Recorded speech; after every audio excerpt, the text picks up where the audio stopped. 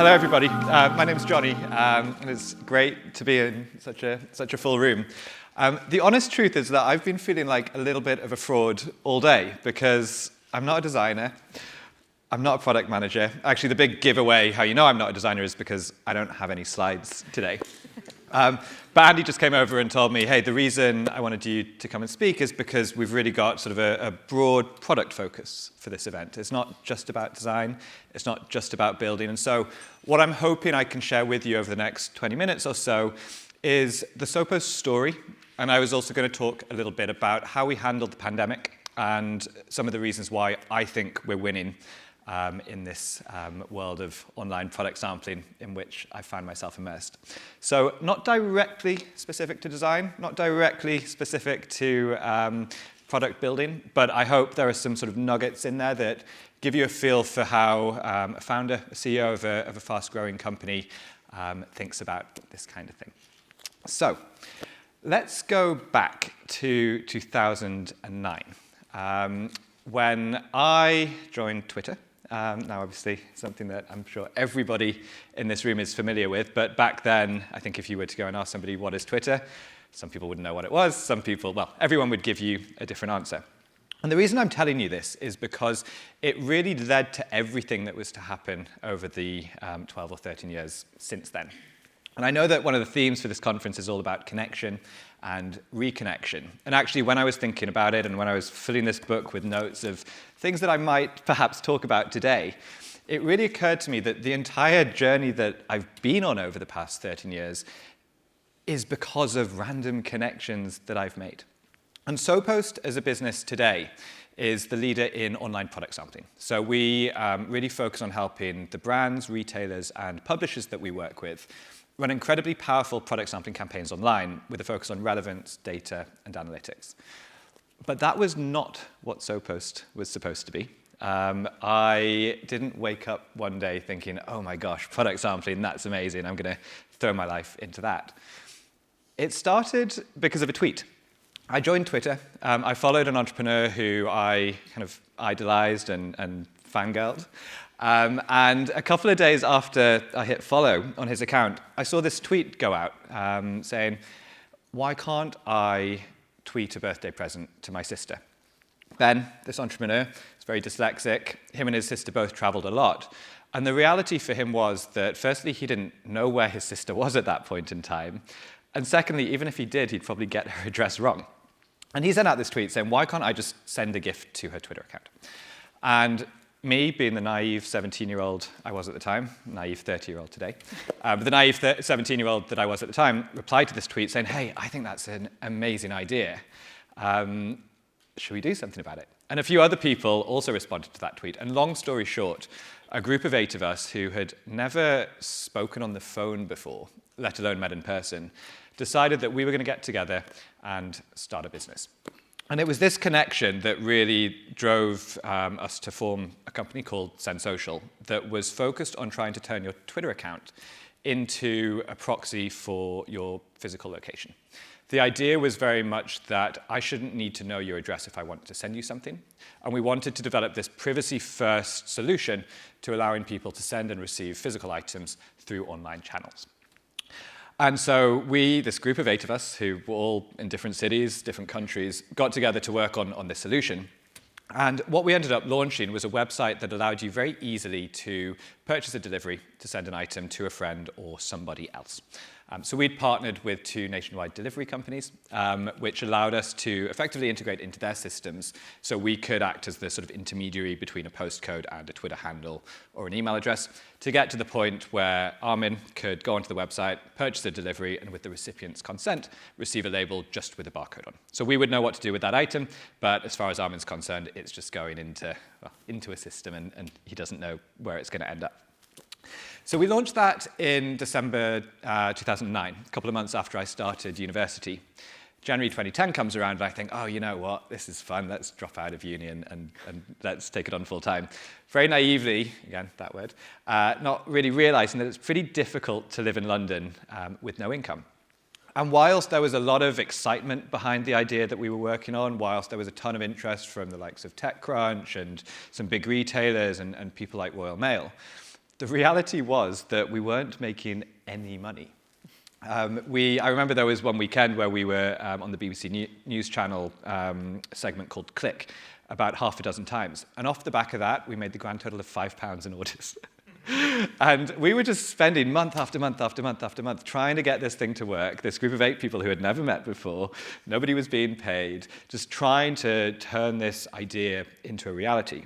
And it got to the point where I'd kind of burned through a lot of savings, everyone else had other things to focus on. And we decided to really take a big step back, figure out why we were doing what we were doing, and also why it wasn't working. And this was a pretty, I think, key moment for us, because firstly, we did something which I'm sure everybody in this room does as standard, but had never really occurred to us. We printed out our consumer journey, and everything that we were doing was supposed to make sending and receiving items easier. And when we mapped it out, we actually realized that it was a 26-step process to send something to somebody. So whilst the intention was to make stuff very easy, what we'd done was really, really, really complicated it. And the other issue that we saw was that our focus the entire time, and the hypothesis that we were building this idea around, was that people didn't want others to know their physical address. Sounds sensible, right? We didn't stop and ask anybody. And actually, in hindsight, it's pretty obvious. My friends don't really care if I know their address or not. For them, it's much more about the convenience of being able to send something to them without asking, hey, Armin, where do you live? But we had sort of gone on this adventure for 12 months, focusing on building a solution with a pretty terrible UX and trying to solve the wrong problem, basically. And ultimately, we got to the point where we threw in the towel and everyone went off to do other things. I got a job in a frozen yogurt shop, and then I ended up heading up product at a tech incubator. Side note, don't buy frozen yogurt. It's gross when you see how it's made. Biggest shock of the day. I'll give you the recipe later.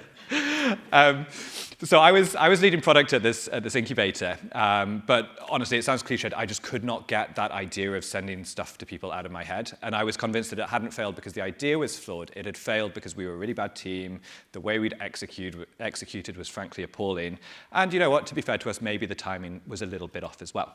And so I spent a year or so really just ruminating on this and convinced that I needed to give it another go. And so this is where we're really beginning to get into the story of SoPost now, where if you fast forward to December 2012, we launch this thing called SoPost, which is about taking the idea of Send Social a step further. And it was really based on 2 problems that I had. The first being that I live in central London, but I'm very rarely at home. And my letterbox is this big, and at least a few times a month, I'd get back and I'd have missed a delivery, which was very annoying for me. But as I discovered, it was also incredibly expensive for retailers and delivery companies. And then the second issue that I had, as I kind of mentioned earlier, was that I don't know anyone's address. Even my sister, if I want to send something to her, I need to send her a text to get her postcode, and then chances are she's not home when that item gets delivered.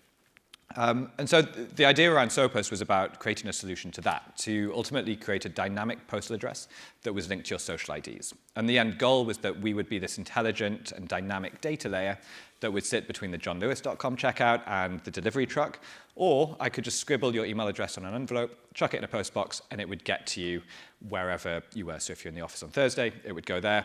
In fact, it could dynamically reroute if you're going to be at your parents' place for a couple of weeks. So launched that in beta in December 2012, and again, just like Send Social, the interest was incredible. Singapore Post flew me out there for a week because they wanted to invest. Delivery companies loved it. Retailers loved it. But I just couldn't find myself really getting anywhere with the concept. I didn't have millions of dollars in VC funding. And what I realized very quickly from that beta launch was that the biggest challenge to implementing this thing on the scale that I sort of aspired to wasn't really a technical challenge. Yes, there were design things to think about. Yes, there were product and technical problems. But none of those were insurmountable. The issue was that I needed a huge database of people who had connected their Facebook and Twitter accounts with their postal addresses until this product had any value whatsoever. And so I was really stuck kind of scratching my head thinking, I know I've got something that the world wants, but totally unable to see how I could be the person to realize that vision. But then this leads us to another pretty random connection. A couple of weeks before we launched the beta, I met a guy who was looking after Noel Gallagher's digital marketing. And we got chatting, and I think he probably saw an 18, 19, I can't remember how old I was at this point, 20-year-old who was not getting very far, probably took pity on me, but he said, Jonny, what you're doing sounds really cool. Noel has this DVD that he's trying to sell from his band's tour. If you can help us sell more DVDs, figure out how, come up with a solution, and we'll promote it. And I thought, oh my gosh, this is an amazing way to promote what I'm really trying to do to an audience of millions of people. And so what we did, my friend who was helping me out, we built a really gimmicky website where you could buy Noel's DVD for a friend. But instead of entering your friend's delivery information, you just tagged them on Facebook. And then the friend had a post on their Facebook timeline. We'd embedded some content within that. And if they wanted the gift, they could very easily click through. They would tell us where to send it to, at which point the purchaser's credit card was built, and we sent the thing out. So did that, went really well. Turns out, even in 2012, not many people really wanted to buy DVDs, but we sold about 50, which apparently was pretty successful. And then I went back to trying to figure out how to make that original idea work. And around that time, someone who was really acting as a pretty amazing mentor to me gave me some words of advice, which I kind of hope I can impart today, which was to choose the path of least resistance. Because for about probably 3, maybe 4 years at this point, I'd been so focused on this goal of creating this dynamic postal address in one way or another, honestly, without really getting very far. We'd sold £5 worth of deliveries over 3 years. I'd mastered the art of making frozen yogurt, but I was no closer to realizing that vision. And what Dylan told me was, hey, choose the path of least resistance. And when that really set in, it occurred to me that actually if I look at the product and if I look at the sort of business direction, excuse me, and the goals I have for this, I've been a bit of an idiot. I'm so focused on this destination, and I'm just hitting my head against a brick wall over and over and over again, and I'm getting a headache, but the wall's not coming down. And basically, it occurred to me that there are so many different routes you can take to get to that destination, and sometimes they're a little bit unexpected. And so whilst that connection with Noel Gallagher and then Dylan's advice all happened fairly kind of sporadically and felt pretty inconsequential at the time, it led into this kind of position we are today where everything we do is focused on product sampling. Because what happened after this launch with Noel Gallagher was somebody pretty high up at a small beauty company called Avon got in touch. And she said, hey, I saw what you did with Noel Gallagher. Can we have that? And I went down to meet her on the Isle of Wight, and I was met by this incredibly successful woman who was very excited about something and was telling me that if I could do this thing for her, she'd be my first customer and would pay me money. And I mean, you can probably tell by looking at me, I didn't know a lot about beauty at the time. Product sampling wasn't a term that was in my vocabulary, but I thought, she knows something that I don't. I'd be an idiot if I don't just kind of jump into it and see where it goes. And so over the next 6 months, I assembled the early team, people who are still with me today. Jamie, who was leading on the tech side. Dave, who at the time was leading design and now heads up product for us. And we built this kind of weird, gimmicky thing that allowed Avon to go to their existing customers and say, hey, we know you love our products, and thanks for being such a great customer of ours. Would you like to send a free gift of skin cream to a friend? And the experience then was very similar to Noel Gallagher, where somebody could click into Facebook and share a sort of giftable experience to their friend over that platform. And the penny eventually dropped for me, which was that Julie had told me very early on that there were 2 things that were critically important for her business. One was product sampling. She said that when people tried their products and they liked them, they would end up spending a lot of money over a pretty long period of time. And the second was personal recommendations. She said, if I recommend a product to you, that's so much more impactful than if you see an ad on the Metro or if you watch an infomercial on QVC or whatever else. And whilst we'd just done that thing with Noel Gallagher to try and get some PR, she'd seen a really clever combination of those 2 forms of marketing which were critically important for her. And that really birthed SoPost. And in late 2013, everything that we did was focused on helping that brand run sampling experiences through gifting moments. And as the years went on, that was all we did. Very much focused on building the product out, focused on making that experience as strong as possible. But a lot of the brands that we were working with were coming to us and saying, hey, we love what you're doing there, but can we sample with you in other ways as well? Can you just make a form for us that lives on our website? And I thought, well, that's stupid. What's the value in that? But again, as we went back and we started to talk to the customers, again, something that everybody in this room does, I'm sure, day in, day out, we realized that a lot of the value wasn't necessarily in the gifting piece. Like, yes, that recommendation was important, but the real value that these brands saw was in the fact that this sampling was qualified and targeted in a way. They were getting data about those individuals, not in a creepy way, but consented and opted in, etc. And also critically, they were getting insights and analytics about what happened off the back of it, because all the brands that we work with know that sampling performs and converts when they can reach the right person. But the funny thing that stood out to me was I'd go out and meet all these brands, and they'd all tell me their sampling was performing incredibly well, but none of them ever had data or metrics to back those claims up. It was based on anecdotes, and frankly, I think what people perhaps thought they needed to say in order to get that budget the next year. And really what they'd seen in SoPost was this platform or this idea that had the potential to be a really powerful piece of infrastructure for their online marketing and their online sampling experiences. And it's led us to the point now where we're operating in, I think we're in 20 different countries today, and through the pandemic, we've more than doubled in size, not just people-wise, but in terms of sales and the brands that we serve as well. And that really leads me on to wanting to share some of the lessons that I've learned over the past few years. And as I said, not specific to product or design, but hopefully sort of gives you a feel for what founders are thinking about and what we were thinking about when we were going through that process.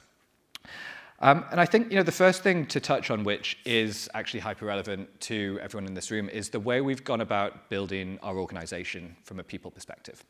Because we were first to market in terms of what we do, but we have a lot of competitors in the space now, and particularly since the onset of the pandemic, sampling online is a viable channel in a way that perhaps stores or magazines aren't. So more people have entered our space. But one of the reasons why I think we're winning and we'll continue to win is because of what our org chart looks like. I check out our competitors and they might say they're tech companies, but you drill into who's on their team and they might have 10 or 15% of their team are actually in product-related roles. Whereas for us, it's closer to 50%. And we've been making that investment all the way along. And when the pandemic hit and we thought, oh, crap, where's all the business gone? It could have been very easy for us to say, right, we're gonna cut costs, we need to preserve as much cash as possible, and just make sure we get through this time period. Because, of course, nobody knew whether COVID was going to run for 2 months or 2 years or whatever it was. And we made a really conscious decision as a leadership team that we were not going to sacrifice our product capability or our design capability. And we knew that as long as this thing didn't run for years and years and years, we'd be able to withstand that. And so one of the decisions that we made very early on was that we wanted to be in a really strong position when we were coming out the other side. And so whilst we were able, thanks to some government support, able to furlough some commercial roles, we didn't make any redundancies, and we kept investing in the product and the team and the design side of things. And what that meant was that whilst we'd completely thrown our roadmap out the window, we were being very reactive to anything and every opportunity, we had a really strong team there, and we were able to pounce on opportunities that came through. And one of the things where we really saw a lot of hope in the early days was not in the UK market, which was our biggest at the time. It wasn't in the US, which was our second biggest at the time. It was in markets where we weren't doing any business, places like Finland and Belgium and a few others. But because we'd kept everyone in place and because we'd sort of built a strong sort of, team unity around things, when one of our biggest customers came along and said, hey, we want to start working with you in Belgium, overnight we were able to get up and running there. And whilst in the past it took us 3 months to launch in a new country, suddenly we were able to do it in the space of a week.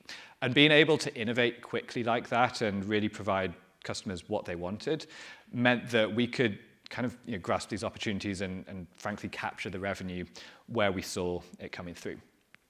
But a lot of this was possible not just because we'd made a decision at the start of COVID that we were going to protect the team and make sure that we were in a good position going through, because the reality was for 2 or 3 months, sales fell off a cliff. And we didn't know that June 2020 was going to be a record month for us.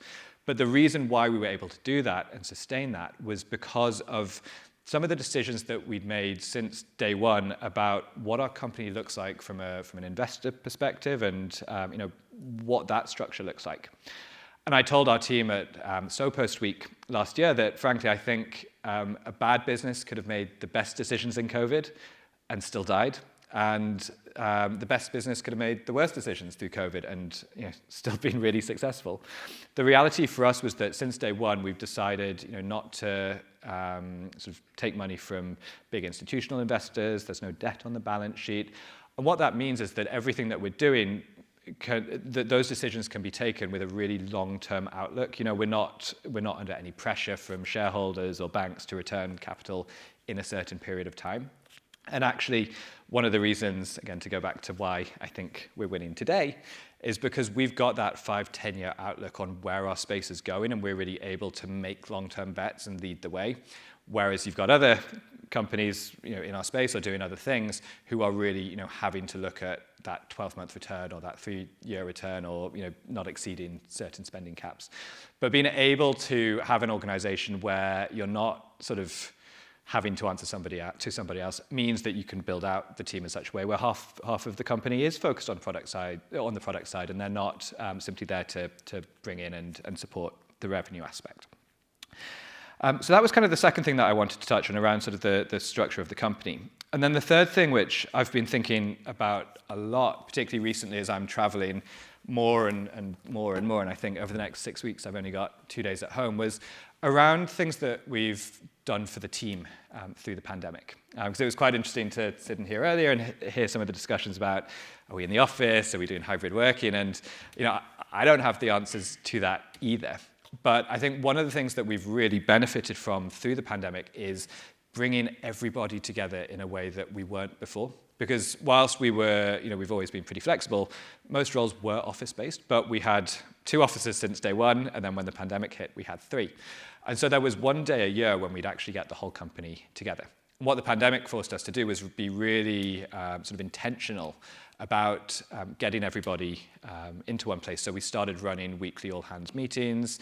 Last December, we launched our first annual SoPost week, where we got the whole company, everyone from all over the world, together for a week in Newcastle, where we had a 3-day conference, we had a Christmas party, and we arranged so many sort of side events and networking opportunities.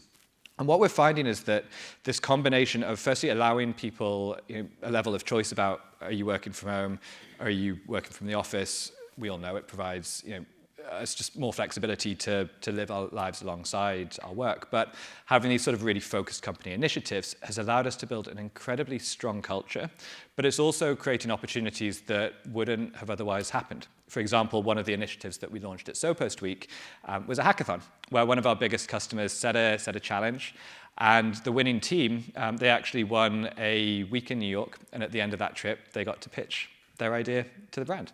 So it's pretty cool. You get a week in New York to go and have fun. But the thing that was really nice about it was on this winning team, we had not just commercial people who are used to pitching. We had designers, we had programmers, we had people in DevOps.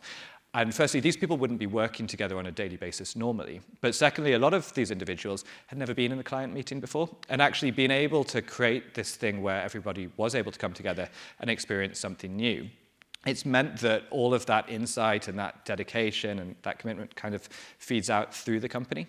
And I guess what I'm trying to get at here is it's because of the changes that we had to make from the pandemic, because we've had to be intentional about how we get people together, that has allowed us to create opportunities like that and build an incredibly strong culture around it. Just looking at my watch, and I want to allow a few moments for questions. So I'm going to shut up there. I hope there's been something of interest within that. Like I said, I did feel like a little bit of a fraud given that I'm not a designer or a product manager, but I really hope that some of this insight has been helpful. And thank you for listening. Thank you, Jonny. Have a seat. That was fabulous. I love that you got frozen yogurt, Noel Gallagher and Avon into a story. British institutions, would you say, perhaps? For those of a certain age, I think. Perhaps. Yeah. So I'm not going to assume that everyone knows what SoPost is. So how would you describe what SoPost does to people who haven't come across it? And I know most people will have, without a doubt, but what is it? Just describe it to me. Yeah, so I think the best way of describing SoPost is as the infrastructure for online product sampling. So what we provide as a company is effectively a platform that makes it really easy for brands to integrate sampling into almost any online environment, whether that's an ad on Facebook or content on a retailer website. And then we handle absolutely everything from the experience that the consumer has online through to a lot of work on the data side, the physical distribution of the samples, collection of insights afterwards, and then pushing somebody through to purchase. So if you think about yourself as an individual and what goes on behind the scenes when a brand pops up and says, hey, Jonny, do you want to try this product? Yeah. We do all of that. Yeah.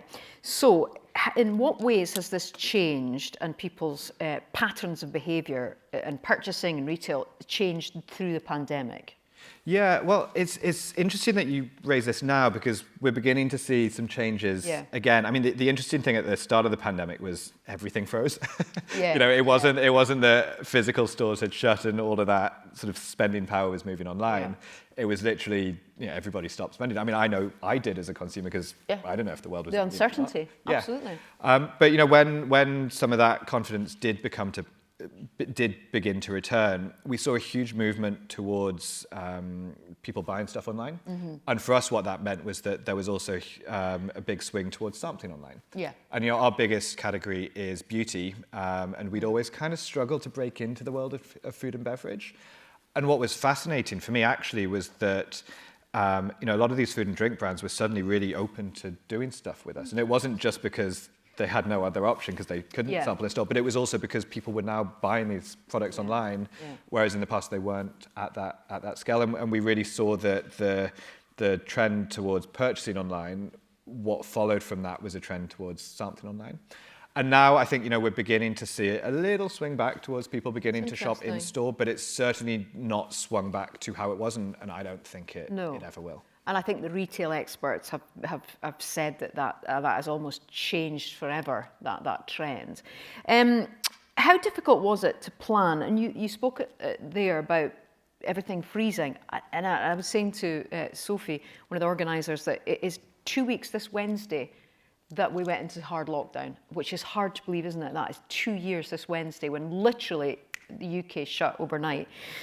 At that point, how much was the uncertain? How difficult did that make it to plan ahead when at that point we didn't know how long this was going to last? Oh, it was impossible. Yeah. And it wasn't like one of those situations where, you know, you're not doing well, but the rest of the world is, and you can kind of see a way out of it. It was literally, we were all in the same boat. And for us, you know, I guess one of the downsides maybe of not raising tons and tons of investment was we didn't have a safety net of 5 million quid there.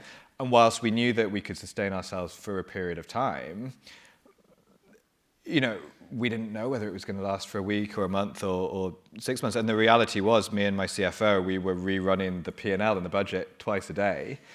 And we had a worst case P&L. I had a worst case P&L that he didn't know about. But it was impossible, you know. But we'd I guess, to go back to what I said earlier, you know, we'd made some decisions about things that we were going to do and we weren't going to do. So we decided we weren't going to make any redundancies. You know, we were going to, and with, you know, those lines in the sand drawn, you know, it was impossible, but it gave us a little bit of a framework to work within. And I think for me, you know, it's always about doing things the right way. And I didn't necessarily know how we were going to get out of it, but I wanted to be sure that whatever happened at the end, I feel good about looking in the mirror and feel good about those decisions that I'd made. Yeah. And interesting, I was listening to what Helly was saying earlier on about some of the positive things that have come out of the pandemic and the lockdown, and there has to be, hasn't there, is that perhaps there's a bit more kindness. You talked about the kind of things you were doing with your employees and your colleagues. Are you seeing that in other organisations, that there are some positives, that there has been a slight change in, I don't want to sound cliched at all, but some kindness, you know, so a bit more kindness? I think it really varies, you know. And I think it honestly depends more on the organisation than anything else. You know, I guess if we're talking specifically about where people work, whether it's at the office or at home, you know, I think an organisation like ours, and I'm sure many of the organisations in this room, that move to home working has been really nice because there's a level of trust and respect amongst the teams. I have friends who work at, you know, companies where it's not like that. Like, yes, you can work from home, but the expectation is still that you still work in a very similar way to how you're in the office. And I think, you know, maybe this is a little bit controversial, but I think at the start of the pandemic, we were all much nicer to each other because, again, I think we were just all in it together. I think now there's a tendency to sort of talk about kindness, but a lot of companies don't necessarily... But virtue signalling sometimes, interesting. Any questions for Jonny? Jonny, you're around for the next couple of days, aren't you? Here tomorrow. Any questions at the moment for Jonny, or any points? Anything that anyone would like to say? We do have our roving mics, remember? I think you've told them everything, actually. I think you've everyone. Oh, there is, yes. Question here. We've got a mic. We've got a mic. Well, there's one just coming at you from the back. Thank you. Yeah, first of all, thanks, Jonny, for the really cool talk. I quite enjoyed that. I would be curious, you described your journey from like starting with 17 to like first entrepreneurial efforts to like arriving at 30 at the point where you are. I would be curious, what is the one thing that is obviously obvious to you as a founder that might not be that obvious to the people that you work with, the team? Yeah. She's asking for your wisdom, I think. That is a very good question, isn't it? and that's not a question I've ever heard before. That's a great question. Normally, if I don't know the answer, I can still just sort of think about what I said last time. Wow, one thing that's obvious to me that might not be to the rest of the team. What would you tell your younger self? Maybe that's the what would you tell your younger well, self I guess question. Yeah. That's probably a different question, but I think what I would tell my younger self would be just to be myself. Yeah. Like even up until a couple of years ago, like I always felt like I had to present myself as somebody I'm not. And actually, when you're just free in yourself, I think people see that as well, and it's just better. But I think in terms of one thing that I see that my team doesn't, maybe this isn't quite answering the question, but I think where I do well, whether it's with SoPost specifically or other things, is sort of knowing a little about a lot. And you know, if I'm speaking with one of our salespeople, for example, and they've got this opportunity out there, and they're saying, "Oh, like, why can't we just change the product to do this?" Like, it's not that they're small-minded, it's not that they're not intelligent or smart, but it's just that they don't really have the insight or visibility over the product aspect of things and sort of what's happening in that wider world. And I think for me, because I understand sort of the commercial aspect, I really understand parts of the marketing bit, the product piece, the design piece, it gives you that sort of level of, I don't want to say intuition, but I'm going to say intuition. It gives you that level of intuition that I think is quite hard to grasp otherwise. So I don't know if that answered the question or not. I'm going to put some more thought into it, though. Excellent. You can think of the next 24 hours or so if you need to change it at all. Final question from me. How healthy is frozen yogurt? You're suggesting it's not, aren't you? Well, go on. I don't want to ruin the dream. Go on. Go on. Go on, you can. So not there's a lot of stuff that goes into it. The one thing I will say is that they say it's probiotic, or at least the store I was working with us. They make it probiotic by pouring a Yakult in. So, wow. It's just revelation after revelation in this day. Anyway, thank you so much. It's been fascinating speaking to you. I know that Jonny will be around for the next 24 hours or so. If you want to approach him, please do. Thank you so much, Jonny Grubin. Thank you.